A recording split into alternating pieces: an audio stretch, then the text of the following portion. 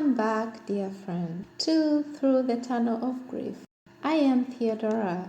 In this space, we explore ways to nurture ourselves and loved ones through the many shapes and seasons of grief, from the raw ache of losing a loved one to the quiet heartbreak of divorce or separation.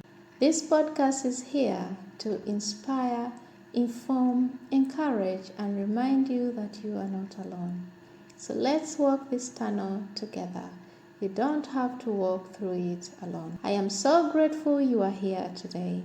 If you listened to episode 1, we talked about the power of an informal support system, how friends, family, even kind strangers can walk with us through our grief. Today, we'll take another step into healing, exploring a tool that has been with me since childhood.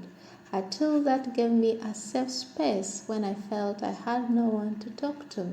This tool is writing, or as many people call it, journaling. Now, before you think I am not a perfect writer, I don't know where to start. Let me assure you, this is not about being a poet or having the perfect words or even the grammar. It's about giving your grief a voice, even if it comes out messy, broken, or jumbled.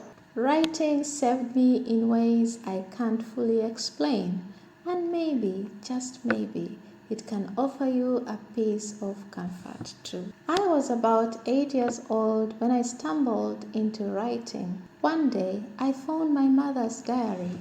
She had written down her plans, her feelings, her struggles, and it fascinated me. It was like peeking into her soul. So I asked her to buy me a little notebook and a pen. She did, and that became my very first journal. At that time, I didn't have the words to explain my grief after losing my father. I didn't feel like anyone really wanted to hear the depth of my sadness, but I could write to him. I would sit quietly, open my notebook, and write all the things I wished I could say to my dad. I would write about my day at school, about missing him, about how unfair it all felt. And you know what? It felt like he was listening. The page became my safe listener. No interruptions, no judgment, just me and my words. Through the years, writing became a lifeline.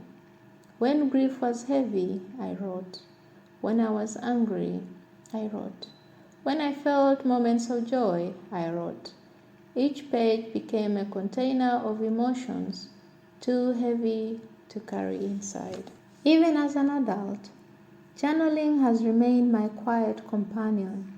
In the darkest seasons, writing was the only way I could express my feelings that were too tangled to speak aloud. So, why is writing such a powerful tool in grief? The first one, it gives your emotions a safe outlet.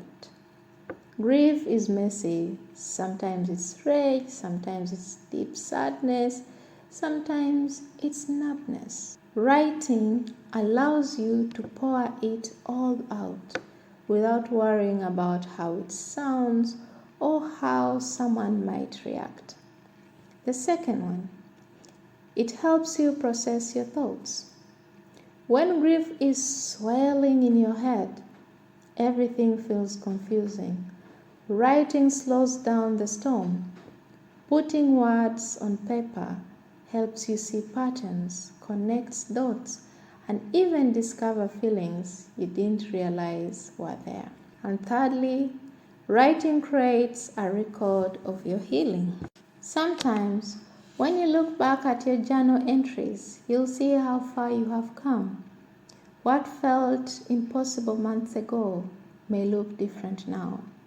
That can give you hope that you are slowly healing, even when you don't feel it day by day. And the fourth one, writing gives you connection. Like me, writing to my father, journaling can make you feel a connection with your deceased loved one. Some people even write letters to those they lost. It doesn't bring them back, but it does bring comfort. Some practical guidance for journaling. If you're new to journaling, here are a few gentle ways to begin. Start simple. Get a notebook, or even use the Notes app or on your phone. Don't wait for the perfect journal. The words matter more than the paper. The second tip, if you feel stuck, here are some ideas to start. Today I feel. The next one, the thing I miss about you is. And if I could tell you one thing right now, it would be a memory I want to hold on to is. Use these prompts to help you start out your journaling process. And the third practical tip, write without judgment. Your journal is not for anyone else's eyes. Don't worry about spelling, neatness, or structure. Just let your feelings flow. The fourth, make it a routine. Maybe you write for 5 minutes in the morning or before bed. Consistency makes journaling a healing habit, not just a random task. And the fifth, letters to your loved one. This is one of the most powerful forms of grief writing. Write directly to the person you lost. Share updates, frustrations, love. Let it be a continuing bond. I would like to pause here and invite you to reflect. If you're in a space where you can, grab a notebook or a piece of paper. Take 2 minutes, yes, just 2, to write down these. The first one, how you're feeling in this very moment.